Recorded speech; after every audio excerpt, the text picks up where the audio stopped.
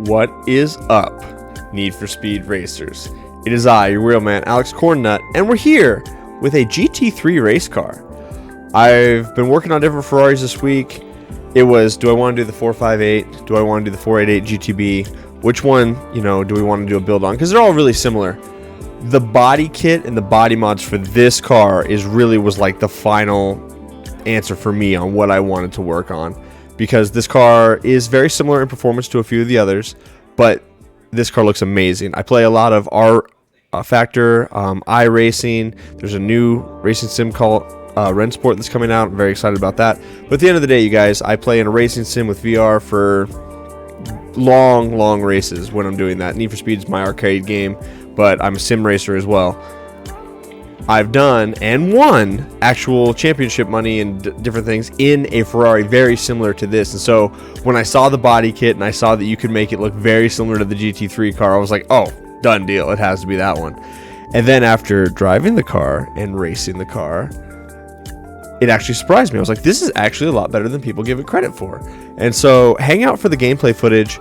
I have two different runs on blue collar. I've got one that I make a couple of mistakes. I run a 209, which is pretty fast. Like, it's not record breaking by any means, but for a car that is not meta, that's pretty good. And then I do another one where I've got traffic, I'm bumping and grinding, I walk down a Golf, I beat a Testarossa that's running next to me in S-Class, and I do like a 211. And so the car is proven, it's good, it handles really well, it's predictable. I really like it. So we're going to dig into it. I think you guys will like this car. It's definitely Ferrari week. One little caveat, you'll see it says Cornnut, not Cornnut. Anytime I change the tag, it got rid of the O, or would get rid of the C. It would drop it off on the end, whatever that seventh character was, which was really annoying for me because it's like I was Ornut for like the first few races I did this. I was like, that's unacceptable. So it's weird. This is the only car that does that. I have no idea why. All of that being said, this body kit on this car looks very similar to what a real-life GT3 car is. If you don't know what a GT3 car, that's the ones that they actually do racing with, where they put numbers on and they run together. They do the 24 hours or 12-hour endurance races. And so the GT3 class is a very wide class. It's where they'll have the full roll cage, full interior with fire suppression and all of that. And so in iRacing, drove a car very similar to this. And so when I realized that I could do that, I had to do it in this game. So that's why I've got the yellow lights on it. With the fact that the front bumper's got the extra fog lights and stuff on the front. I mean, it's a true GT3 car. You'll see the fuel inlet ports right above the back, or the window right there, kind of behind it. That's on both sides. Like, it's really cool. I really like this. I just put a smile on my face. So this is true to the name, a GT3 car, and it kills it in Need for Speed. Let's dig right into the build. So for the engine, you're going to be running, we're using the 6.4 liter V8. This gave us the most horsepower for the class out of all the different motors that we could get with this transmission, which allows us to get the top speed of 192. This will do about 195 with Redline tech. If you get a yellow boost or you're going downhill, it'll hit about 200, but really 195 is kind of what you're going to expect out of this vehicle, which is fast. It's enough.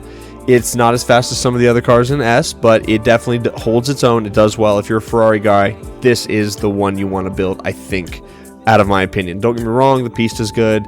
The 458 is good. The 458 Spider is good, but this GTB, it holds its own. It's very well done. So for the parts, you guys are going to be running the Silver Pro induction. You're going to be running the Sport Bronze ECU. You'll be running the Silver Pro fuel system. You'll be running the Elite Platinum exhaust. You're going to be running the Elite Platinum turbocharger. I ran the turbo. I tried it as well with the Super. The torque doesn't help. That extra 19 horsepower you get out of it, I liked the turbo a lot. So you guys might try it with that, do a few different mods, but at the end of the day, turbo was one for me. We are running the Sport Bronze nitrous. You're running Elite Platinum road suspension. You're running just the Silver Pro brakes. You're running the Elite Platinum grip tires. You're going to be running just the Super Gold clutch that comes in it. You're going to be running the Elite 8-speed transmission. This car does great for an automatic player. It does amazing for a manual player. Either one. The car is great, you guys. If you're an auto player, build the car, you'll love it. You won't notice any difference. You'll find it's very competitive.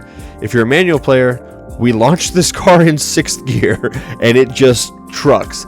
And you're really running like 5, 6, 7, and 8. Like, those are your gears. It's usually 6, 7, 8.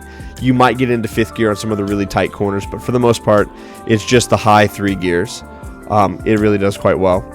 You're running the Elite Platinum differential.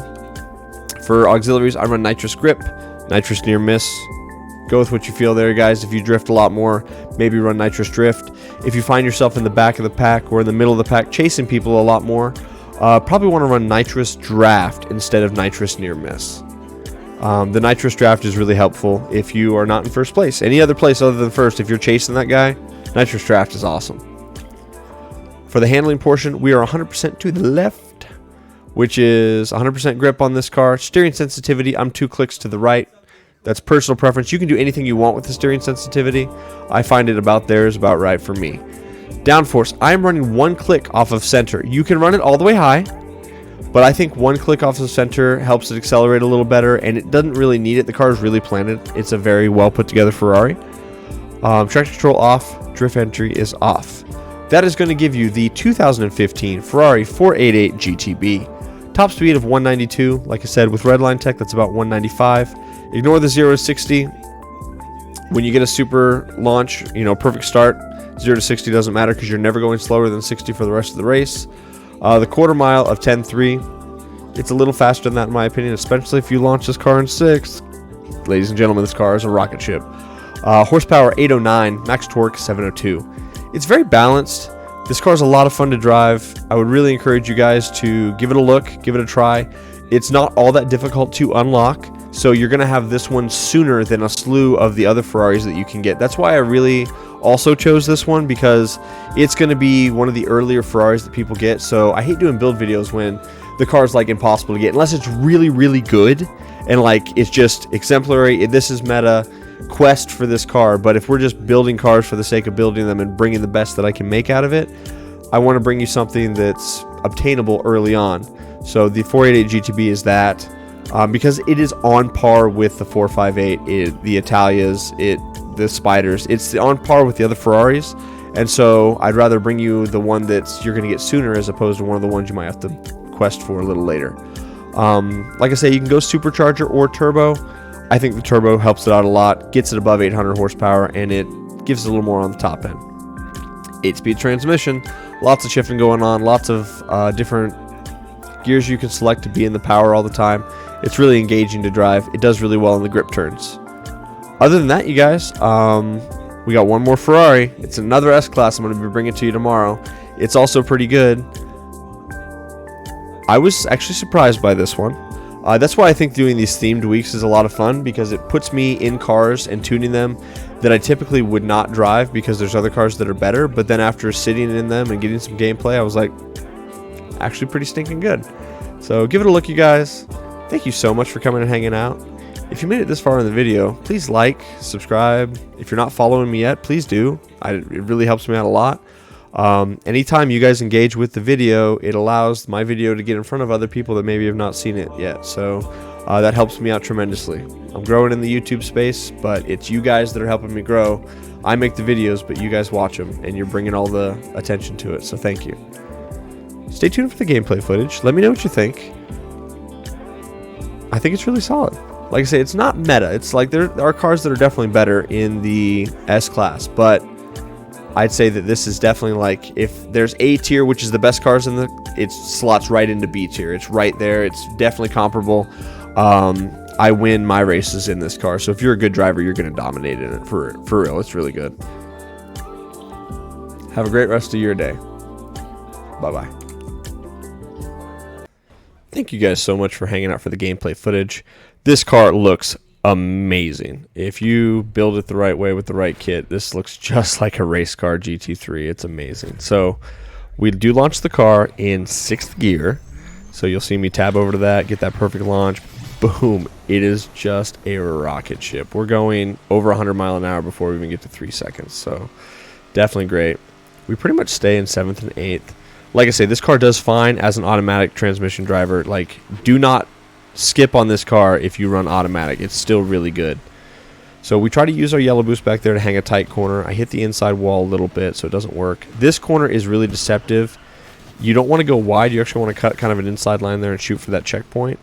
This is not an off-road vehicle at all, and so it doesn't do so well in the dirt. It's probably its biggest weakness is it just doesn't hang in the dirt.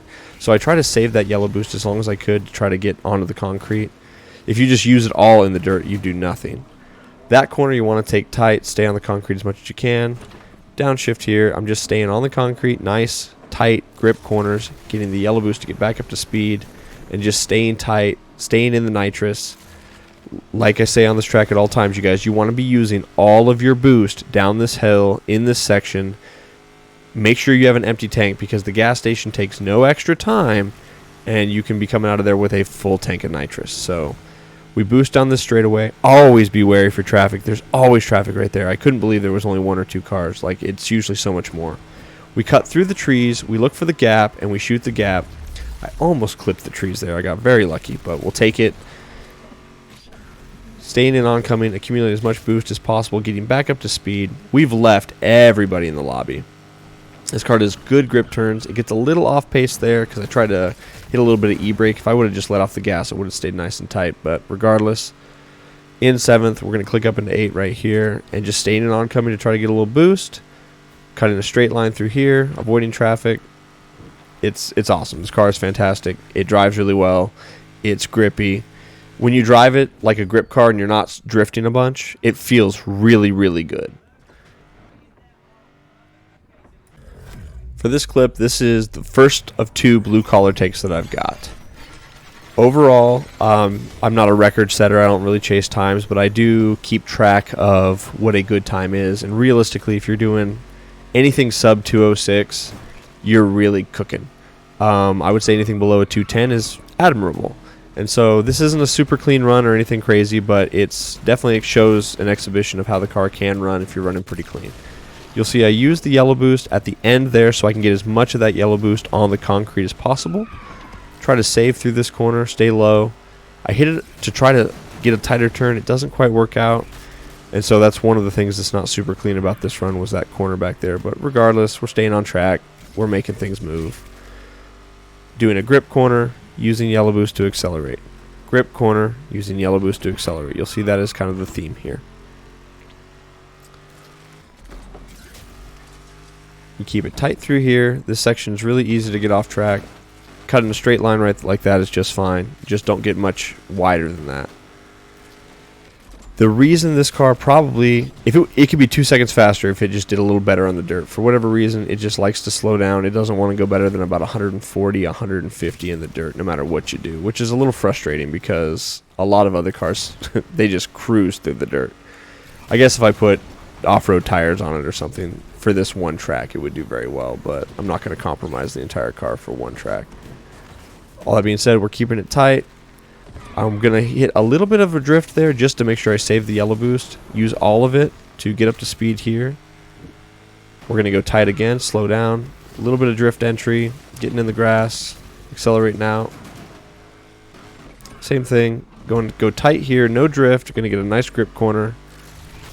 See, we got 2 bars off of that. Same thing, grip corner. Should get another 1.5 bars, 2 bars. Ooh, gave us 3 bars. Excellent. We're off to the races. Lots and lots of speed. So if you do a nice grip corner, it's very rewarding. Clipping that car back there kind of changed our line a little bit. But overall, it's a pretty clean run. It's like a 209, low 209. And so that gives you an idea of this car's performance. It can do very well. I would encourage you guys to build it and race it. I really, really like it. All right, blue collar round 2. Now this one, we've got all kinds of people. That Testarossa is slammed into S-Class, so I know that it's got to do at least 208. If it's slower than that, they built it wrong. There's also a Golf in here. I mean, it's a full lobby, so we're playing with some more people. Well, 6 people. Full lobby-ish. As full as you're going to get typically. Don't get me wrong, we get on stream, we fill it up, but for just random pub lobbies, it's not bad. Try to run a nice clean line through here. Stay on the tarmac. It gets a little loose, but regardless, it's all right. keeping it in 5th because I know that I'm going to lose some speed right there in the dirt. Get a little wide. Like, overall, my line's not nearly as clean this time as it was last time, but we're still walking away from these kids. And keep in mind that Testarossa has got more horsepower and a higher top speed in this class than this car does. The Golf is getting run by Pirro back there. That thing is insane. Anybody who knows the Golf on this track knows that it's very admirable and a very fast vehicle. But we keep it tight, getting our grip turns, using that yellow boost to accelerate out of those corners so that way we can keep a nice gap between us and the guys behind us.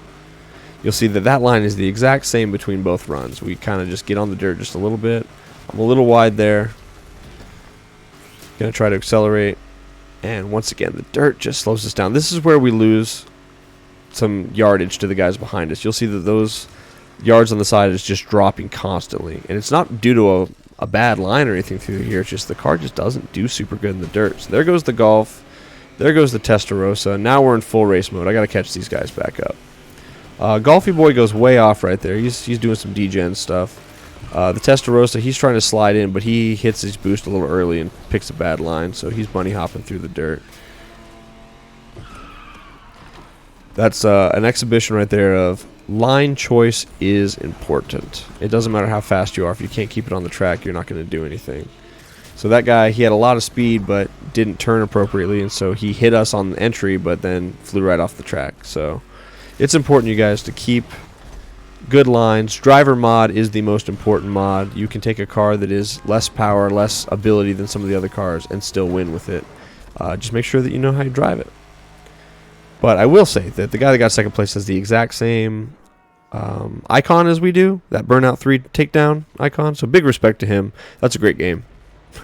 But other than that, you guys, that's the gameplay footage. This car slaps. Build it. Check it out. I really think that if you give it some time, you'll love it. Have a great rest of your day. Bye-bye.